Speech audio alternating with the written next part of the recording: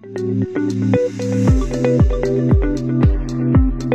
मित्रांनो, आजच्या या व्हिडिओमध्ये आपण बार्टी, TRT सारथी आणि RTच्या ज्या CET एक्झाम्स सुरू झालेल्या आहे उद्यापासून, तर त्यांचे काही मुलांना हॉल तिकीटचा जो प्रॉब्लेम आहे तर तो प्रॉब्लेम जो आहे तर तो कशामुळे यायला लागला आहे आणि आपली जी डेमो टेस्ट आहे तर त्याचा आपल्याला कशा पद्धतीने समजणार आहे की कुठली टेस्ट ही कुठल्या एक्झामसाठी आहे, तर त्याची संपूर्ण माहिती आपण या व्हिडिओमध्ये पाहणार आहे। तर व्हिडिओ नक्की शेवटपर्यंत बघा आणि चॅनलवर नवीन असेल तर चॅनलला सबस्क्राईब करा।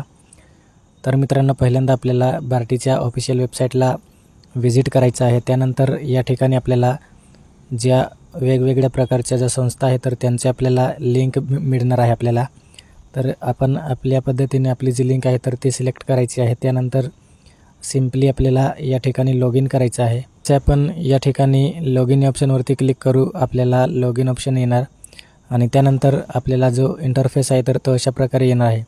तर ज्यांचे या ठिकाणी अजूनपर्यंत हॉल तिकीट दिसत नाही तर त्यांचे अजून जी एक्झाम डेट आहे तर ती यायची बाकी आहे, म्हणून आपल्याला जो हॉल तिकीट आहे तर तो जनरेट झालेला नाही। जेव्हा आपल्या हॉल तिकीट जी आहे तर ती 3 दिवसा अगोदर आपल्याला हॉल तिकीट या ठिकाणी अवेलेबल असतो। म्हणजेच उद्यापासून जर आपल्याला 3 दिवसांनी आपली एक्झाम असेल तर आज आपला जो हॉल तिकीट आहे तर तो या ठिकाणी आपल्याला ॲडमिट कार्ड प्रिंट म्हणून ऑप्शन अवेलेबल असणार आहे।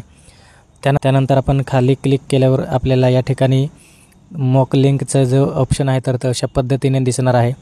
तर IBPS SBI RRB साठी जी मॉक लिंक आहे तर ती या ठिकाणी अशा प्रकारे सुरू झालेली होती आणि ही मॉक लिंक तेव्हाच येते जेव्हा आपली जी एक्झाम डेट आहे तर ती 3 दिवसानंतर आपली जी एक्झाम आहे तर ती होणार असेल तेव्हा। तर या ठिकाणी आपण पाहू शकतो सेपरेट पद्धतीने ज्या एक्झाम्स आहे CET तर त्यांचे सेपरेट मॉक लिंक या ठिकाणी जनरेट होत आहे। तर अशा पद्धतीने या ठिकाणी आपण पाहू शकतो, पहिला IBPS SBI साठी जी मॉक लिंक होती तर ती अवेलेबल झालेली होती। त्यानंतर या ठिकाणी ग्रुप B आणि ग्रुप C साठी जी ॲडमिट कार्ड आहे ते सुद्धा त्या ठिकाणी जनरेट झालेले आहे आणि आपल्याला मॉक लिंकसुद्धा या ठिकाणी अवेलेबल झालेली आहे। या ठिकाणी आपल्याला एक खाली नोट दिलेली आहे, तर आपली जी एक्झाम आहे तर त्याचा फॉर्मॅट कशा पद्धतीने असणार आहे तर त्याचाच त्या ठिकाणी एक्झाम्पल म्हणून आपल्याला मॉक लिंक दिलेली आहे। तर या mock test is only understand the examination process, there is no relation the actual exam with question available in the mock taste.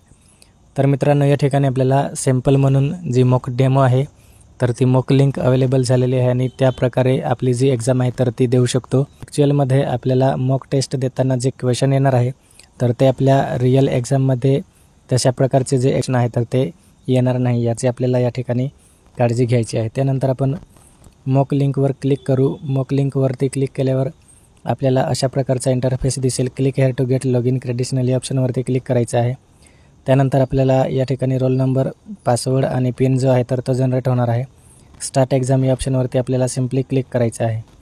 जसे आपण स्टार्ट एक्झाम या ऑप्शनवरती क्लिक करू, आपल्याला आपला जो रोल नंबर आहे तर तो रोल नंबर आणि पासवर्ड आणि जो पिन आहे तर तो त्या ठिकाणी आपल्याला एंटर करायचा आहे।